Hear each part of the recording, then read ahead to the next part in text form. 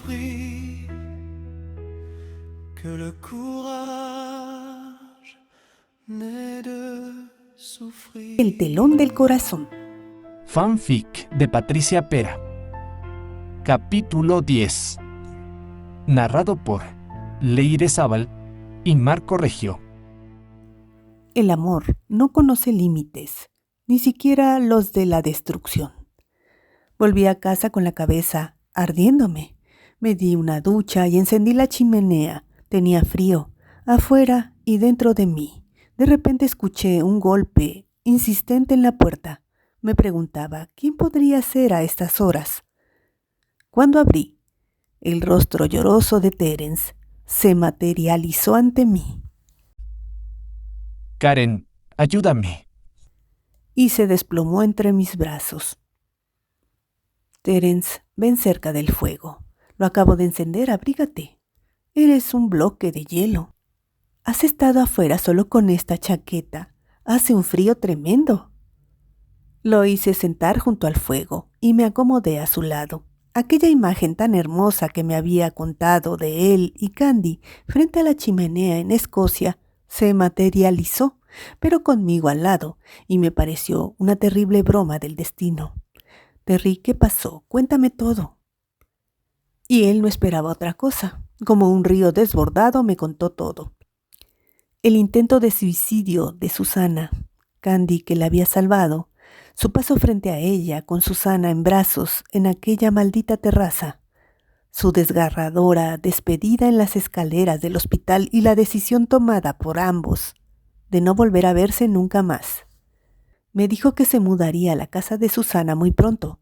Lo dejé hablar, sirviéndole algo de beber. Sus ojos estaban apagados y la frente le ardía.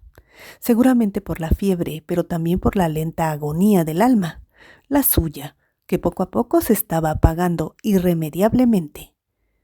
Cuando el alma muere, el fuego que la mantiene viva se extingue y deja solo cenizas. En ese momento podía sentir su silencio que mataba y su vacío que gritaba. Ese grito lo sentiría dentro de mí durante mucho tiempo. Cuando terminó de contar todo, empecé a hablar yo, con mucho tacto, pero con la sinceridad que se exige a quien te quiere. No le conté, sin embargo, lo de la estación, me parecía demasiado destruido para saberlo. Terence, te lo había dicho, Susana estaba fuera de control. Te había advertido que no te dejaras atrapar.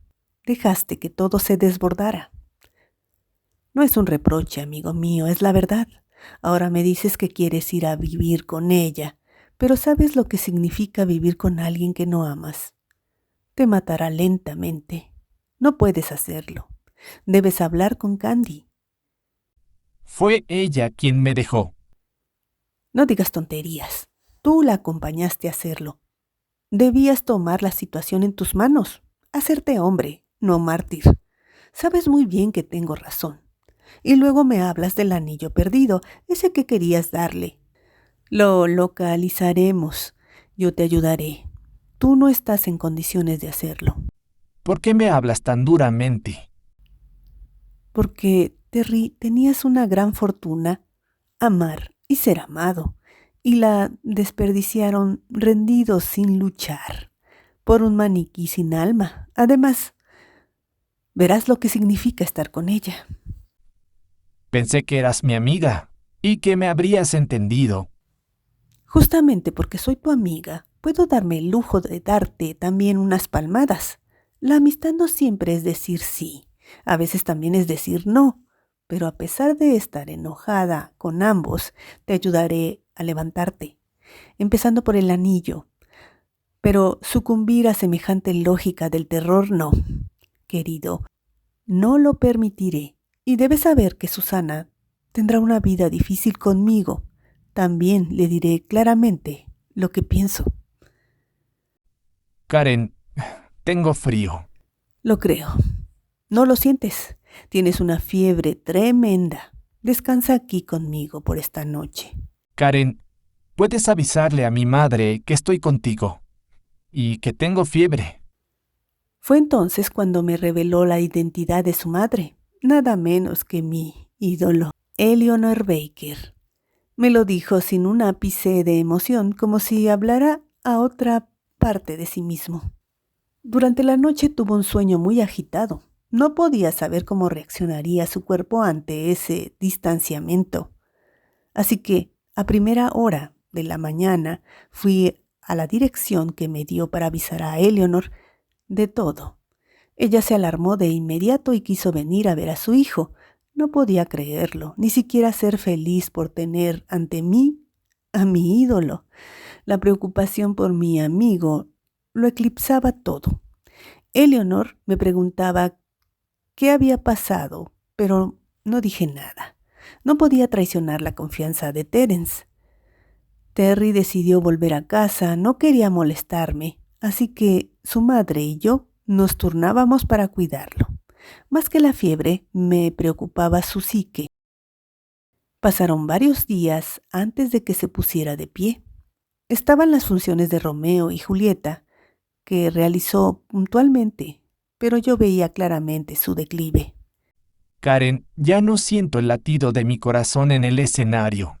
Solo el silencio de una vida sin sentido. Me decía. Durante uno de sus ensayos, después de que Robert lo reprendiera varias veces por su falta de energía y pasión, me senté en la platea, observándolo. Robert a mi lado me enumeraba todo lo que ya no funcionaba. Yo le decía que esperara antes de sacar conclusiones. Démosle tiempo. Pero su traslado a la casa de Susana lo volvía peor que los peores. Era mecánico. Sentada frente a él, lo observaba actuar con una sensación de dolor y pérdida, como si presenciara la muerte de una parte de mí misma. El Terry Graham en el escenario, con sus pasos pesados, las palabras que salían de sus labios como un río sin vida, sentía mi corazón encogerse, como si fuera a romperse en 1000 pedazos. El actor que en otro tiempo había encendido el escenario con su pasión y su energía, ahora parecía el fantasma de sí mismo, la sombra de lo que había sido. Recordaba las noches de fuego cuando sus palabras se cruzaban en el escenario como espadas afiladas, cuando su amor por la actuación parecía no tener límites. Recordaba el sudor, el esfuerzo, la alegría de crear algo nuevo y hermoso. Ahora, viéndolo actuar con tanta apatía, sentía una lágrima deslizarse por mi mejilla, luego otra y otra más. ¿Por qué?, me preguntaba. ¿Por qué perdió el fuego que lo animaba? Lo observaba moverse en el escenario como un autómata sin vida y sentía un dolor profundo, como si estuviera presenciando la muerte de un sueño. El telón se cerró lentamente y me levanté con la mirada fija en la figura de Terry, alejándose del escenario. Sentí el deseo de correr hacia él, abrazarlo, devolverle la vida, pero sabía que no podía hacerlo. Solo podía mirarlo, impotente, mientras se perdía a sí mismo pedazo a pedazo. Mi mente regresaba a tantos recuerdos, momentos de gloria y pasión, noches de trabajo juntos para perfeccionar nuestra arte. Ahora todo parecía perdido, como si el fuego que lo había animado se hubiera extinguido para siempre. Me preguntaba si todavía había esperanza, si existía alguna manera de devolverle la vida, pero al mirarlo sentía que era demasiado tarde. El daño ya estaba hecho. El hombre que en otro tiempo había sido mi compañero de escena estaba perdido en un mundo de actuación sin alma. Sentía su corazón romperse. Era como presenciar el fin de una época, el fin de un sueño. Y sabía que no podía hacer nada para detener la caída, para devolverle la vida. Solo podía mirar impotente mientras su amor por la actuación moría lentamente en el escenario. Como amiga enfrenté a Susana varias veces, diciéndole que lo estaba matando. Ella me respondía que Terry la había elegido, porque juntos podían compartir mucho. Luego vino el misterio de los misterios. En una macabra broma del destino, el anillo finalmente reapareció. ¿En manos de quién? De Susana Marlowe, esa bruja. Lo tenía ella. Siempre lo había tenido y lo mantenía oculto para no darle ni un respiro, para que no recordara a Candy. ¿Qué hace una anaconda para matar a su presa? La envuelve poco a poco hasta asfixiarla. Y eso era exactamente lo que ella estaba haciendo con mi amigo.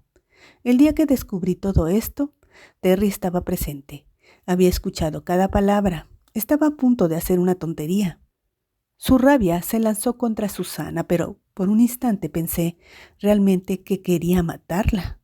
Fui yo quien lo hizo razonar, calmarlo, devolverlo a sí mismo. Sus ojos estaban llenos de rabia y dolor, y eso fue realmente la última gota que colmó el vaso. Era el 6 de marzo de 1917.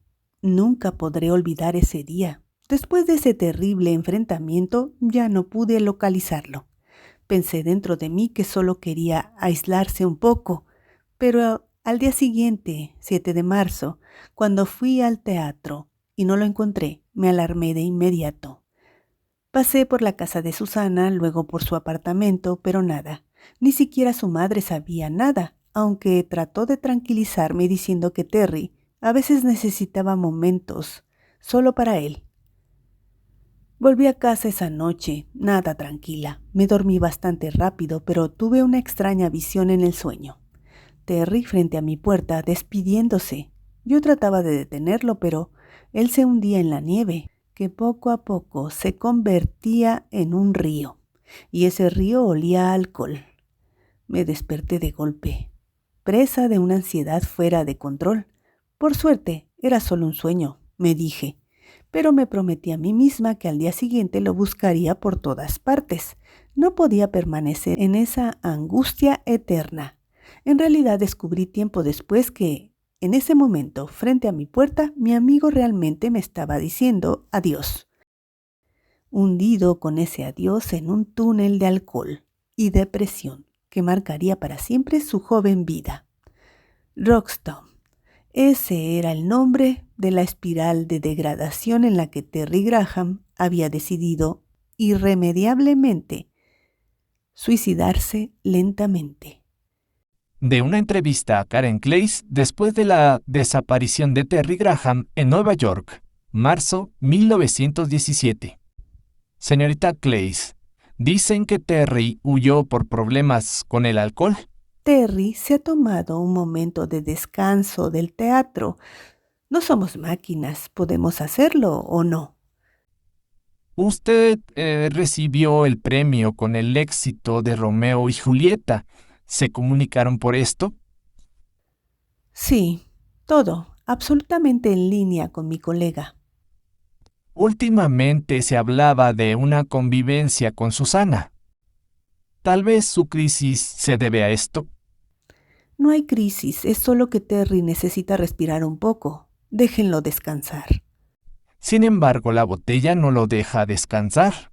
Hemos oído de algunas escenas en ciertos bares de la zona. Un comportamiento preocupante para un actor, ¿no cree? Tal vez está tratando de olvidar algo y aunque estuviera ebrio, no significa que tenga problemas de alcoholismo.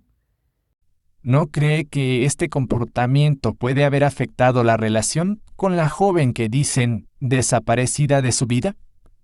¿Qué joven? No hay ninguna joven. Dicen que incluso salvó la vida de la señorita Marlowe. La presunta joven. Claro, son rumores. Ah, claro. Sus fuentes anónimas, sus rumores, no tienen ninguna prueba concreta, solo suposiciones y chismes. ¿Y se atreven a juzgar a Terry? Ustedes que no tienen idea de lo que significa ser un verdadero artista, son solo charlatanes, vendedores de humo. Basta, basta de mentiras, basta de especulaciones. Ustedes son solo asesinos que matan la reputación de las personas con sus palabras venenosas. Son monstruos que se alimentan del sufrimiento ajeno. Vayan al infierno. Y si continúan manchando el nombre de Terry, los destruiré. Los destruiré por todos los medios posibles. Otro enfrentamiento de Karen Clays con los periodistas. siempre para defender a su amigo Terry Graham. Sigue las narraciones de los fanfics de Patricia Pera en este canal.